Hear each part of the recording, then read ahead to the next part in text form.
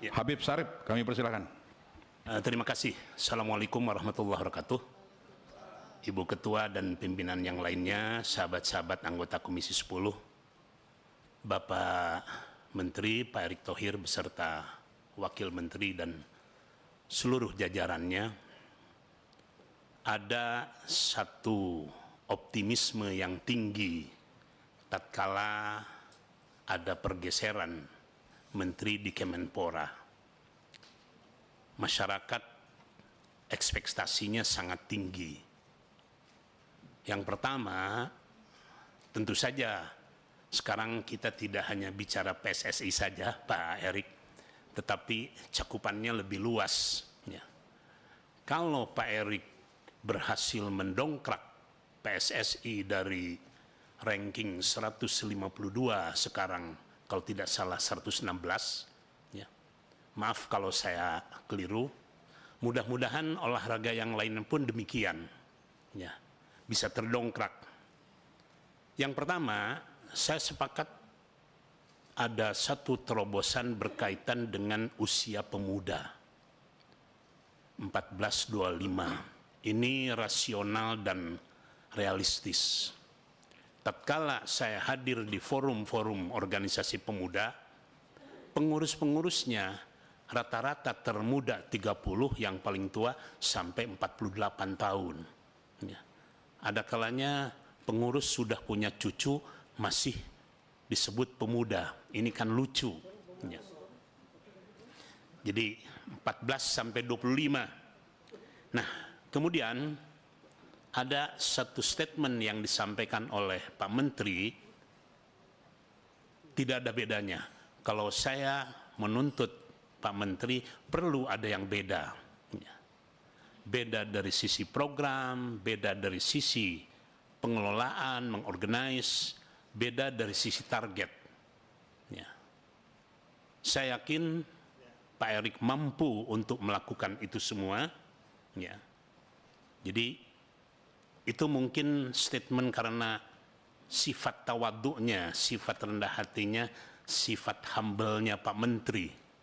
Tetapi itu mudah-mudahan tidak menjadi sebuah titik tolak. Nah, berkaitan dengan pemuda, kenapa hanya dipersempit ke program pramuka saja? Sementara pemuda kita saat ini sangat memerlukan yang namanya perhatian dan perawatan khusus. Ya. Jadi kalau kita berbicara dengan para pendidik, pemuda sekarang ini sudah di bawah toleransi kita. Ya. Dan sampai hari ini kita belum menemukan satu solusi yang pas, satu solusi yang efektif. Pada pertemuan berikutnya, saya ingin mendengar langsung DBON, Desain Besar Olahraga Nasional. Ini mungkin yang akan menjadi titik tolak Pak Menteri, karena yang pertama, kita sekarang ini krisis pelatih-pelatih tingkat nasional. Ya. Bulu tangkis pernah memiliki seorang Tahir Jide yang dengan sangat ilmiah karena beliau dari UPI, ya, berhasil melahirkan beberapa pemain-pemain tingkat internasional, ya, Christian Hadinata, Iis Sumirat, ya, dan lain-lain. Ya. Tenis waktu itu melahirkan Yustejo, kemudian Lita Sugiarto, Yayuk Basuki. Itu di belakang mereka punya pelatih-pelatih yang sangat keras. Saya sangat sepakat dengan statement Lim Swee King bahwa pelatnas bulu tangkis sekarang ini kurang keras, ya, terlalu lembek. Ya. Tadi kawan kita Bung Once menyampaikan tenis meja misalnya.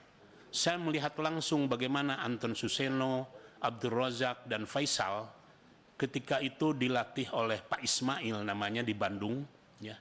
Itu sehari sampai 6 jam. Ya. Nah, sekarang ini saya tidak tahu persis, padahal ilmu olahraga sudah berkembang sedemikian rupa.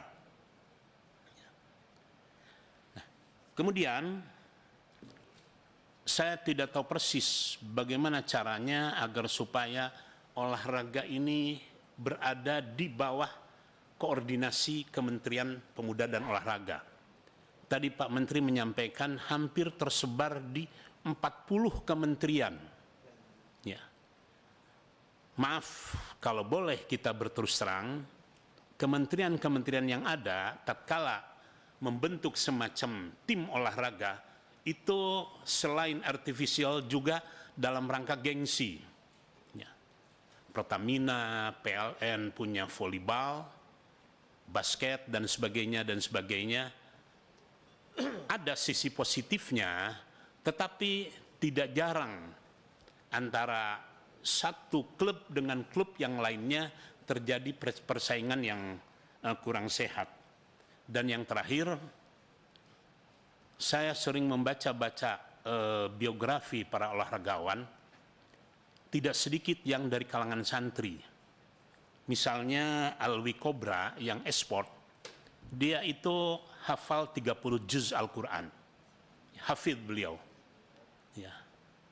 Alwi Kobra, Witan Sulaiman, kemudian Asnawi Mangku Alam, Evan Dimas, itu direkrut tatkala seleksi sepak bola tingkat santri. Ya. Akhirnya mereka muncul ke permukaan. Ya. Nah, mudah-mudahan ini mungkin bisa digarap lebih jauh. Dan untuk pesantren, tatkala ada yang namanya ajang lomba-lomba, itu untuk mereka seakan-akan sebagai forum refreshing. Dan yang terakhir, mudah-mudahan cabang olahraga yang lain bisa muncul. Saya ingat dari Panahan ketika itu ada Kusuma Wardani dan Lilis Handayani.